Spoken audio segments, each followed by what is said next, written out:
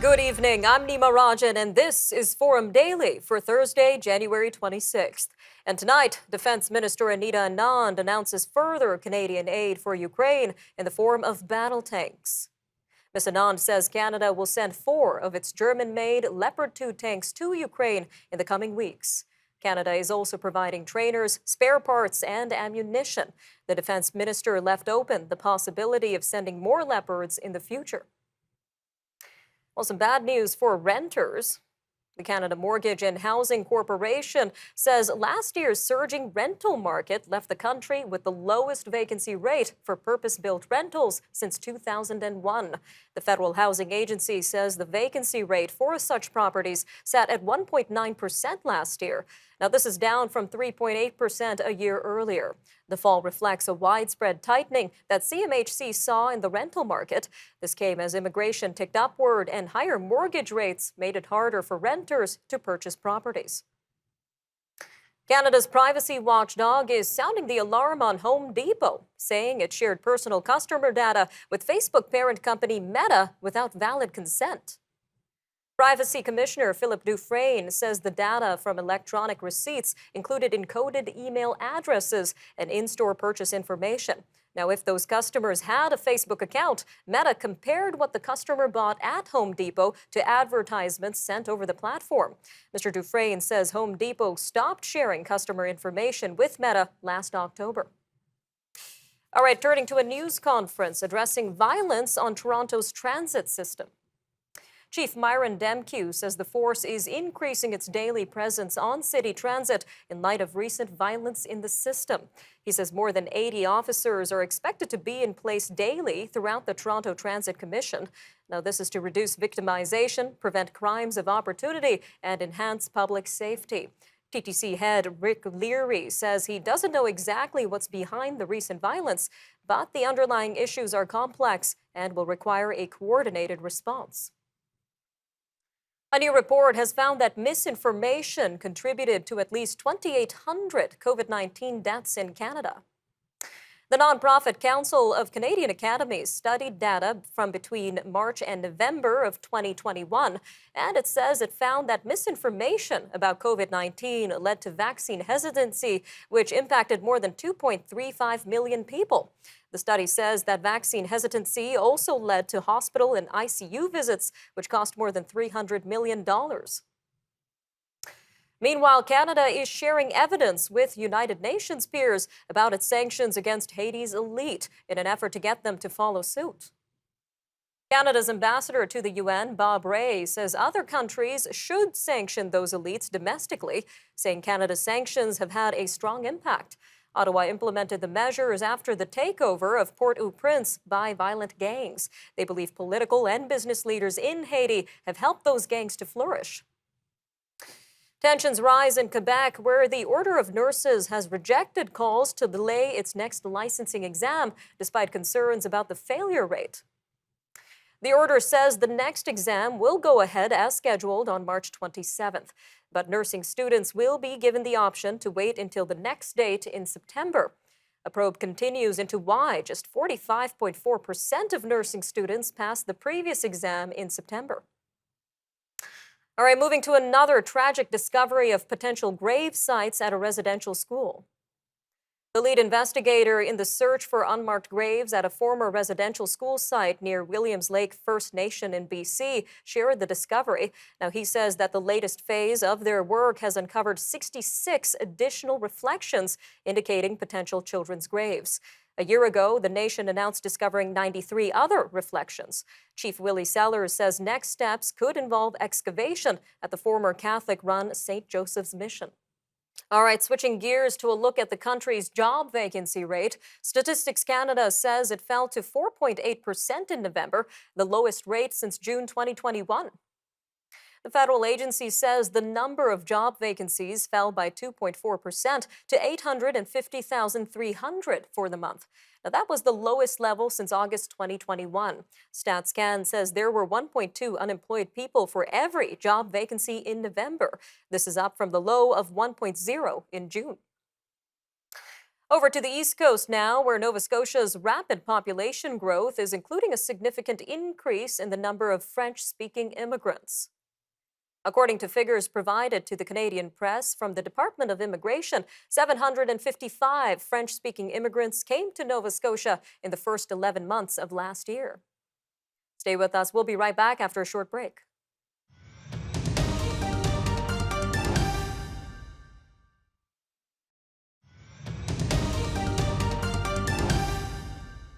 Billionaire Elon Musk was back on the stand this week in a class action lawsuit filed against him by Tesla investors.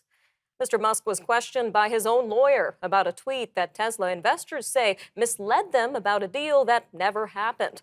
The 51-year-old insisted that he had no ill motive in his tweets about the Tesla buyout. He said his intent was to do the right thing for all shareholders. The trial centers on two 2018 tweets in which Mr. Musk indicated he had lined up the money to take Tesla private.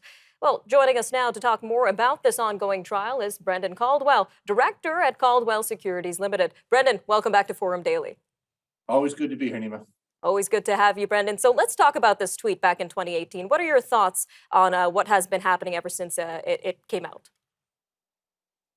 Well, having a 50-something-year-old investment guy talk about how technology has reformed and changed and influenced the world is probably a wrong market thing. So I'll try and just take it from a stockholders, investors point of view. We've increasingly, really since at least the era of the ascendancy of Donald Trump, Twitter in particular, but social media in general, has been used to getting an immediate message out for immediate impact in a way that the old days, say prior to, 2015, there would have been a host of lawyers and marketing and media people between the principal and the statement to the public. Now it's happening more or less real time, and that's had a tremendous impact. It got a president elected, love him or hate him, it got Donald Trump elected, his ability to have these immediate tweets. So Elon Musk is doing much the same thing, not to equate the two, but if you're an entrepreneur, you are an enthusiast about your business and you want to tell the whole world right now. And Elon Musk is probably the greatest entrepreneur since Steve Jobs, if not for maybe even Thomas Edison, or maybe of all time. So of all the entrepreneurs I've known, they want to really just tell people about their business and there's a way to do that and communicate it to the world quickly. And I can understand his enthusiasm in doing that. Is it a good idea? Because there was a reason for all those other safeguards, the media people and the lawyers. So is it a good idea? Well, I think it has its pitfalls, certainly. Definitely some pitfalls there, Brendan. Now, it's really interesting how social media is sort of seeping into the world of investment. We're seeing, as you say, we're seeing a lot of finfluencers, online investment gurus, but individuals who actually work in the industry itself are often held back from giving any advice on social media due to regulations. So what sort of words of wisdom or advice would you have for individuals who may be looking for all their investment advice online? Well, there's an old economic principle goes back, I don't know how many years, and I don't know who said it first, but it says there's no such thing as a free lunch. So anybody that's giving you something for free, and that includes information, wants something from you. It's a friend of mine said, I don't think even he was the first to say it, that if you're not paying for a product, you're the product. So if you're getting information online about any subject that you're paying for, well, that's fine.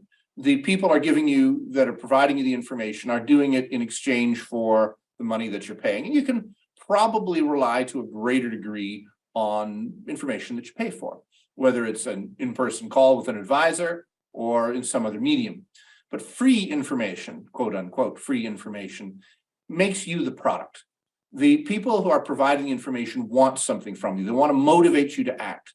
So if you're getting some free information on an investment strategy, it's because the people who have no direct compensation from you want you to do this because in one way or the other, they're going to get paid if you take the course of action that they're recommending. So I think people need to think about the fact that if you're not paying for a product, then you're the product. Definitely some advice to consider there, Brendan. A quick 30 seconds left here, but if in terms of future tweets or future social media posts that are similar, what does this type of information on social media actually mean for shareholders? What should they take away from all of this? Well, I think it's very, first off, when I'm talking about entrepreneurs, it's very hard to rein them in. But I think companies do need to have a policy. They do need to have somebody check the tweet before it goes out. If it takes an extra 5 minutes or 15 or 20 minutes for that tweet to go out, having somebody else check it is got to be a must do for corporations, because we all have said things that are stupid and we regret, me more than most. So if I could have a do-over on that, that would be great. But at least when I say something, it doesn't usually have the permanence of the social media posts that, well, like the ones Elon Musk is being tried over today.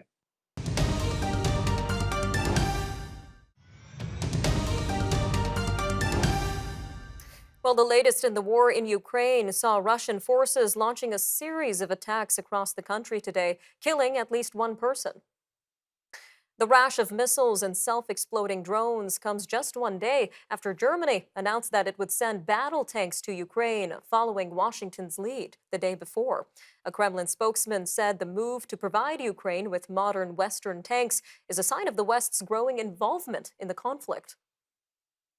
South of our border, the U.S. economy continued to slow down last quarter, but still saw growth at a 2.9% annual rate. Government numbers released today show the U.S. gross domestic product decelerated last quarter. This is down from the 3.2% annual growth rate it had posted from July through September.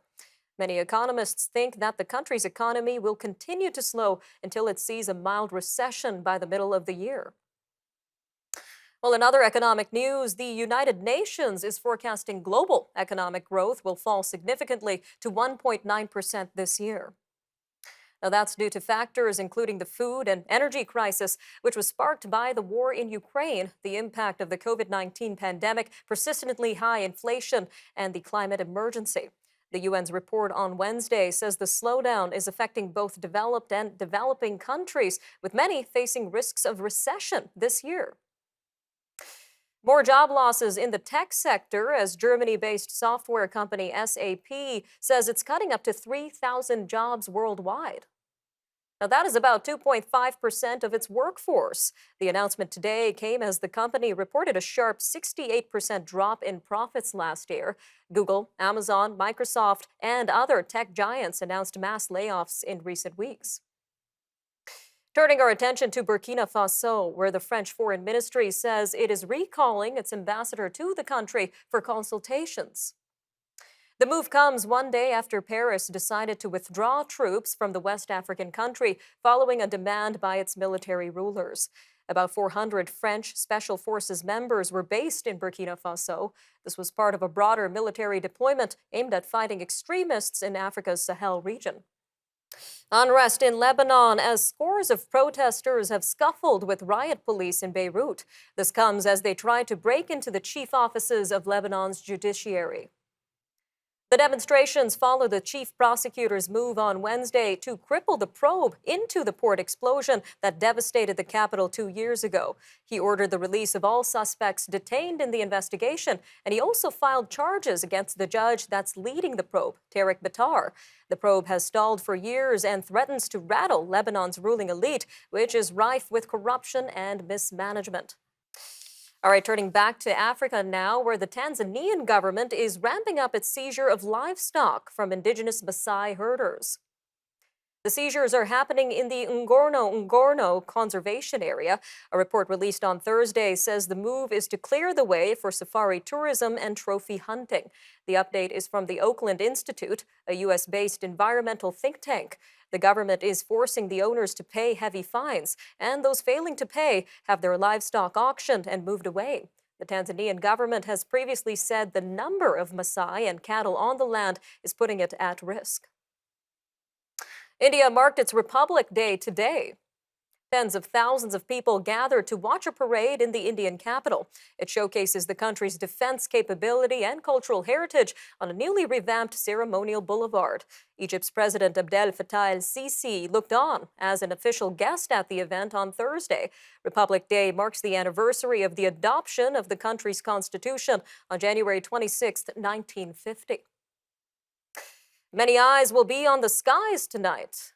But NASA says there is no risk of an impact when an asteroid whizzes past Earth tonight. The space agency says this newly discovered asteroid will zoom 3,600 kilometers above the southern tip of South America. And scientists say that it will be one of the closest encounters ever recorded. The asteroid is the size of a delivery truck, and if it came a lot closer, scientists say that most of it would burn up in the atmosphere. Meanwhile, scientists and psychologists say that even just a little bit of exercise can improve your mental health. Lee Vanderloo is an exercise scientist with Participaction, and she says many Canadians believe they have to do a lot more than 30 minutes of activity to feel a boost in mood. But she says it actually only takes 10 to 15 minutes a day of walking or other physical activity to achieve some mental health benefits. All right, my name is Nima Rajan, and that'll do it for your look at national and international news for today. Take care, Canada. We'll see you next time on Forum Daily News.